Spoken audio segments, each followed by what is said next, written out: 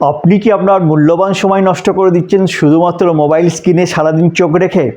যদি তাই করে থাকেন, তাহলে শুধুমাত্র আপনি আপনার মূল্যবান সময় অপচয় করছেন তাই নয়, তার সঙ্গে সঙ্গে আপনি আপনার বর্তমানে ঘটে যাওয়া ছোট বড় খুশির মুহূর্তগুলো থেকে বঞ্চিত হচ্ছেন।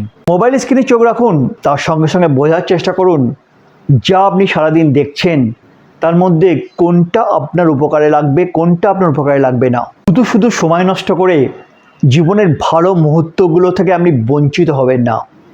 জীবনে অনেক কিছু করার আছে, অনেক ভালো ভালো মুহূর্তকে এনজয় করার আছে। আপনি শুধুমাত্র মোবাইল স্ক্রিনে চোখ রেখে বসে থাকবেন, ভালো মুহূর্তগুলো থেকে বঞ্চিত হবেন, সেটা তো হতে পারে না।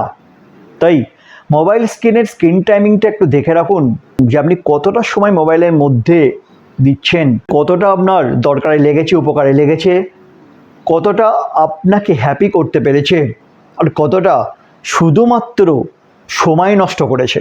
তাহলে আপনি বুঝতে পারবেন আপনি সারাদিনে কতটা সময় আপনি নষ্ট করছেন, আপনি জীবনের কতটা মূল্যবান সময় আপনি নষ্ট করছেন, এবং বুঝতে পারবেন জীবনের ছোট বড় সুন্দর মুহূর্ত থেকে আপনি কীভাবে নিজেকে বঞ্চিত করছেন, কীভাবে নিজের বর্তমান এবং ভবিষ্যৎটাকে আপনি নষ্ট করছেন।